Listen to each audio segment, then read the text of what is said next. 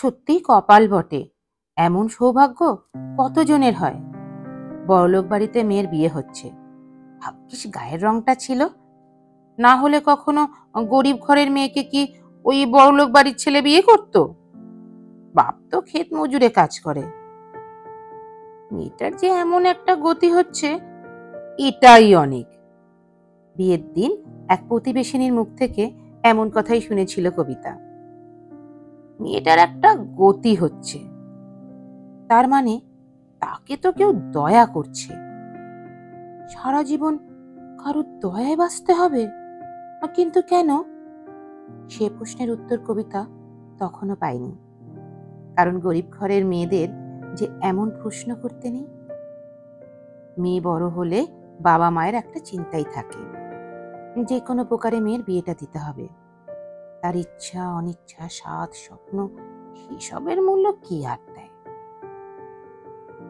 উচ্চ মাধ্যমিকের গণ্ডি পেরোতে না পেরোতে কবিতাকে তো তাই বিয়ের পিড়িতে বসতে হলো। তাছাড়া এইরকম বড়লোক ঘরের ছেলে কানাকড়িটিও চায়নি। তা এমন ছেলেকে কি আর হাতছাড়া করা যায়? কবিতার বাবা মাও তাদের মেয়েকে এমন পাত্রের হাতে পাত্রস্থ করতেই চেয়েছে। বাড়িতে সানাই বাজছে, বর আসবে কিছুক্ষণের মধ্যেই। সেই আশাতেই সেজে গুজে একেবারে তৈরি হয়েছিল কবিতা। কবিতার বাবা কমলবাবু তার সাধ্য মতনই আয়োজন করেছেন। সব বাবাই চান তার সবটুকু দিয়ে মেয়েকে সুখী করতে। দুর্গাপুরের ধনী ব্যবসায়ী পরিবারের একমাত্র ছেলে, জমি জায়গাও প্রচুর তাদের। ঠিক সময় বরযাত্রী নিয়ে ছাদনাতলায় হাজিরও হয়ে যান পাত্রপক্ষ।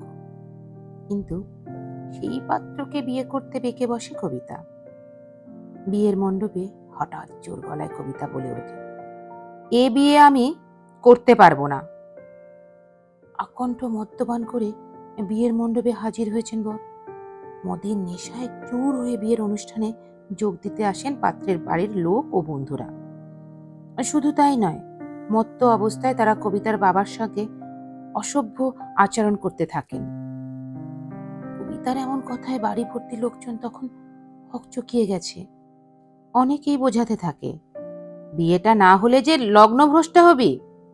সব জানার পর লগ্নভ্রষ্ট হওয়ার ভয় উড়িয়ে দিয়ে ভরা বিয়ের আসরে বিয়ে ভেঙে দিয়ে কবিতা বলে ওঠে, যে লগ্নটা আমার জীবনের জন্য শুভ নয়, সেই লগ্ন থেকেই আমি সরে আসতে চাই। আত্মীয় স্বজন পাড়া প্রতিবেশী কবিতার বাবা কমলবাবুকে বলতে থাকেন, মেয়েকে বোঝাও, এত টাকা খরচ করে মেয়ে যদি বিয়ে না করে সেটা যে তার বড়ই ক্ষতি। কমলবাবু বললেন, নিজের চোখে যা দেখলাম তাতে আমার কবিতা যা সিদ্ধান্ত নিয়েছে তাতে আমিও একমত।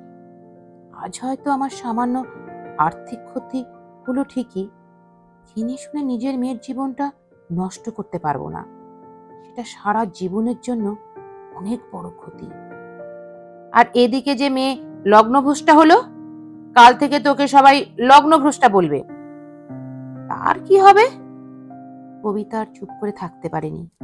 এক আত্মীয়ার এমন কথায় সে বলে বসলো, বলে বলুক, এরকম শত শত লগ্ন জীবনে আসবে, কোন লগ্নটা আমার জন্য মঙ্গলময় হবে আজ থেকে সেটা আমি বুঝে নেব। আর আমি তো লগ্নভ্রষ্টা নই, আমাকে কেউ লগ্ন থেকে ভ্রষ্টও করেনি। লগ্নভ্রষ্টা হয়েছে সেই অসভ্য বর্বর মদ্যপানের আসক্ত মানুষটি, যে বর বেশে বিয়ে করতে এসেছিল, অথচ আমি তাকে বিয়ে করিনি। এরপর কবিতা এখানেই থেমে থাকেনি। বাবা গরিব হতে পারে, কিন্তু তার বাবার আত্মসম্মান বোধ আছে একটা। হবু বর মদ খেয়ে তার পরিবারের লোকের সাথে অভব্য আচরণ করছেন, এমন অন্যায় মেনে নিতে পারেনি। তাই কবিতা থানায় গিয়ে হবু স্বামী ও তার বাড়ির লোকের বিরুদ্ধে অভিযোগ দায়ের করেছেন। মেয়ের হয়ে বাবার পাশে থাকার সাহস কবিতা সেদিন দেখিয়েছিল। কেউ কেউ বলেছিল, কি ডাকাবুকো মেয়ে রে বাবা, মেয়ে মানুষের এত জেদ ভালো না, লগ্নভ্রষ্টা হয়েও কোনো হেলদোল নেই। আচ্ছা, এই লগ্নভ্রষ্টা শব্দটি কি শুধুমাত্র মেয়েদেরই জন্য? বিয়েটা ভেঙে গেল বলেই মেয়েটা লগ্নভ্রষ্টা? আর যে ছেলেটা বিয়ে করতে এসেও বিয়ে হলো না, সে কি লগ্নভ্রষ্ট হলো না? নাকি পুরুষ বলে? পুরুষ মানুষের কি সব পাপাচার অনুমতিপত্র নিয়ে জন্মেছে? এই ভাবনায় কবিতাকে ভাবিয়েছে নতুন করে জীবন শুরু করার ভাবনায়। একদিকে সমাজ আর একদিকে কবিতা। আসলে লড়াইটা শুরু হয়েছিল কবিতার বিয়ের ভাঙার দিন থেকে।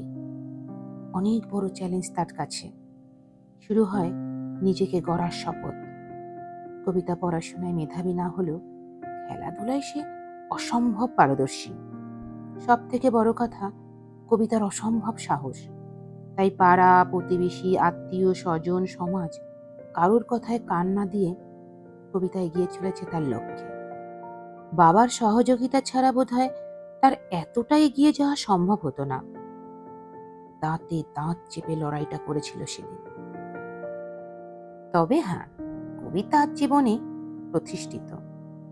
সেদিন মদ্যপানে আসক্ত পুরুষটাকে লগ্নভ্রষ্ট না করলেও আজ হয়তো এমন সুখের লগ্ন আসতো না। সবকিছু থেকে মেয়েদের দমিয়ে রাখার চেষ্টা চলে আসছে চিরকালই। আর আজকের সমাজ তো সব দোষ চাপিয়ে দেয় মেয়েদের কাঁধে। মুখ বুঝে যেন সবকিছু মেনে নেওয়াটাই তাদের স্বভাব। আর মেয়েরা ভালো কিছু করতে চাইলে সমাজ বাধা হয়ে দাঁড়ায়। সমাজের মানুষরা টেনে হিচড়ে নিচে নামাতে চেষ্টা করতে থাকে তাদের।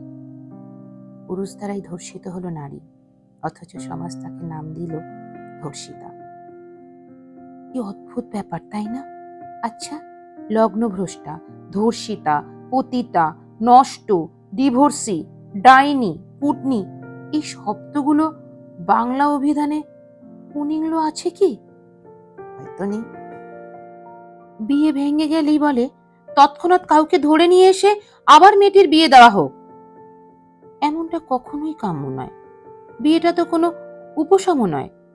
সমাজ তো বলে পুরুষেরা নাকি লগ্নভ্রষ্ট হয় না। তার মানে পুরুষদের কোনো লগ্ন নেই, লগ্ন তো নারীরই। তাই একটা লগ্ন গেলে আবার একটা না একটা নতুন লগ্ন তার জীবনে আসবেই। তাই নারীর লগ্নে পুরুষ যদি বিয়ে না করে তবে লগ্ন থেকে পুরুষরাই ভ্রষ্ট হয়, নারী নয়। আর কবিতা সেটাই বিশ্বাস করে। কবিতা ভাবে জন্মাবার সময় মানুষ তার সারা জীবনের দিনলিপিটা যদি হাতে পেয়ে যেত কতই না ভালো হতো। সবকিছুই আগে থেকে দেখতে পেত। জীবনের লড়াইটা আর টানাপোড়েনের ভালোবাসার নদীটিও মুছে গেছে সেই কবে। কারণ এককালে তার জীবনেও ছিল ভালোবাসার মানুষ। স্কুলে পড়তে পড়তে ভালোবেসেছিল দেবেশকে। কবিতাদের কয়েকটা বাড়ি পরেই ছিল দেবেশের বাড়ি। সবই অদৃষ্ট। জীবনের গতিপথ কিভাবে কোথায় মন নেবে কে জানে। দেবেশের সঙ্গে ভালোবাসার পাঠ সেই সময় চোকাতে হয়েছিল। কারণ দেবেশ তখন সবেমাত্র স্কুলের গণ্ডি পেরিয়েছে মাত্র। চাকরি বাকরি করেও না যে কবিতাকে বিয়ে করবে। তাই দেবেশ নিজেই বলেছিল বিয়েটা করে নিতে। কবিতার বিয়েটা ভেঙে যাওয়ায় যদিও পরবর্তীকালে দেবেশ ফিরে আসতে চেয়েছিল, কবিতা তখন রাজি হয়। তখন ভালোবাসা অপেক্ষা জীবনে নিজেকে প্রতিষ্ঠিত করাই তার একমাত্র লক্ষ্য ছিল। কবিতা এখন পুলিশের গুরুত্বপূর্ণ পদে চাকরি, কাজের চাপ তো থাকবেই। সেদিন ডিউটি থেকে তাড়াতাড়ি ফিরেও গেছে কবিতা। ঘড়িতে তখন 7টা বা তার থেকে একটু বেশি হবে। মোবাইলটার রিং বাজতে থাকায় কবিতা দেখে বাবার ফোন। কবিতা ভাবে ঘন্টা 2 আগেই তো বাবার সাথে কথা হলো, আবার কি দরকার পড়ল। ফোনটা রিসিভ করতেই ওদিক থেকে কমলবাবুর কণ্ঠে তখন আতঙ্কের সুর। শোন মা, তোকে এক্ষুনি আসতে হবে, খুব বিপদ। মানে কি হয়েছে? মায়ের শরীর ঠিক আছে তো? তোর মায়ের শরীরটাই অসুস্থ। তুই বেশি দেরি না করে সদর হসপিটালে চলে আয় মা। তোর মাকে নিয়ে হসপিটালে রওনা দিয়েছি আমরা। বলেই ফোনটা কেটে দেয় কবিতার বাবা। খুব একটা বেশি দূর না হলেও কবিতার কর্মস্থল থেকে সদর হসপিটালের দূরত্ব প্রায় 30 কিলোমিটার। কবিতাও আর দেরি না করে গাড়ি ধরে পৌঁছে যায় হসপিটালে। বাবাকে দেখতে পেয়ে কবিতা জিজ্ঞাসা করে, মা কেমন আছে? সবকিছু ঠিকঠাক তো? ভয় কাটিয়ে উঠে কমলবাবু কবিতাকে আশ্বস্ত করে বলে, হ্যাঁ ঠিক আছে রে মা, ডাক্তার দেখছে, ভয়ের কিছু নেই। তোর মা কথাও বলছে। আর বলিস কেন, টাইমে খাওয়া দাওয়া করে না, প্রেশারের ওষুধটাও ঠিক মতো করে খায় না, তাই মাথা ঘুরে পড়ে গিয়েছিল। কথাটা বলেই কমলবাবু পিছনে ফিরে বলল, আরে তুমি দূরে দাঁড়িয়ে আছো কেন, কাছে এসো। বাবার কথাটা শুনে দূরের দিকে তাকিয়ে কবিতা দেখছে দূরে দাঁড়িয়ে আছে দেবেশ। কবিতা কিছু বলে ওঠার আগেই কমলবাবু বলে ওঠেন, আরে ওই তো সব কিছু করেছে, অ্যাম্বুলেন্স ডাকা, তাড়াতাড়ি হসপিটালে নিয়ে আসা, ডাক্তারদের সাথে কথা বলা, সব কিছুই। আজ দেবেশ পাশে না থাকলে কি যে করতাম জানি না। আর তুই তো জানিস মা, আমরা গ্রামে থাকি, সন্ধ্যের পর একটা ডাক্তার পর্যন্ত পাওয়া যায় না। দেবেশের এই উপকার কখনোই ভুলতে পারবো না। আচ্ছা, তোরা কথা বল, কয়েকটা ওষুধ লাগবে, দোকান থেকে কিনে নিয়ে আসি। দেবেশের প্রতি কৃতজ্ঞতা দেখিয়ে কবিতা বলে, তোমাকে ধন্যবাদ দেব না, অনেক বড় উপকার তুমি করলে। কবিতা, আমি তো আমার কর্তব্যটুকু পালন করেছি। বিপদের দিনে এতটুকু যদি করতে না পারি তাহলে আর কিসের মনুষ্যত্ব? তাছাড়াও এক সময় তো আমরা কাছের বন্ধুও ছিলাম।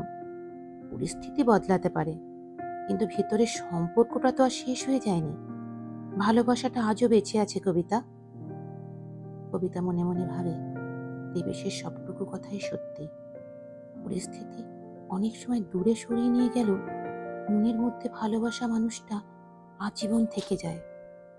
তাই নতুন করে জীবনকে আবার সাজানো যেতে পারে, ভালোবেসে হৃদয়কে আবার রাঙানো যেতে পারে। হয়তো নতুন করে শুরু করার জন্য ঈশ্বর আরো একটা সুযোগ দিয়েছেন। তারপর তারপর আর কি, কবিতা আর দেবেশের সেই পুরনো প্রেমটা পূর্ণতার দিকে এগোয়। তবে হ্যাঁ, দেবেশ এখন প্রতিষ্ঠিত, বাড়ি থেকে কিছুটা দূরে একটা প্রাথমিক বিদ্যালয়ে শিক্ষক হিসেবে নিযুক্ত। যে ভয়ে দেবেশ বিয়ে করতে সেদিন পিছপা হয়েছিল, সেদিন আজ আর সেই ভয়টা দেবেশের নেই। দুই বাড়ির সম্মিলিত সিদ্ধান্তে বিয়ের দিনক্ষণ ঠিক হয়। ফাল্গুন মাসের এক বাসন্তিক সন্ধ্যায় দেবেশ আসে বিয়ে করতে কবিতাকে। একদম ঠিক সময়, ঠিক লগ্নে, যার হাত বাঁধা পড়ে। হয়তো এমন শুভ লগ্নটার অপেক্ষায় ছিল কবিতা। আর সেই শুভ লগ্নে উচ্চারিত হলো শুভ পরিণয়ের সেই বৈদিক মন্ত্র, যদে তৎ হৃদয়ং তব তদস্থ হৃদয়ং মম, যদিদং হৃদয়ং মম তদস্থ হৃদয়ং তব। কলমে সরজিৎ ঘোষ, কণ্ঠে আমি সঞ্চারী, মিউজিকে শুভ্রা পাল। আমার গল্প পাঠটি যদি আপনাদের ভালো লেগে থাকে তাহলে অবশ্যই শেয়ার করবেন, কমেন্ট করে জানাবেন কেমন লাগলো। আর যদি নতুন বন্ধু হন তাহলে অবশ্যই আমার চ্যানেলটিকে সাবস্ক্রাইব করে আমার পাশে থাকা অনুরোধ রইল। ধন্যবাদ।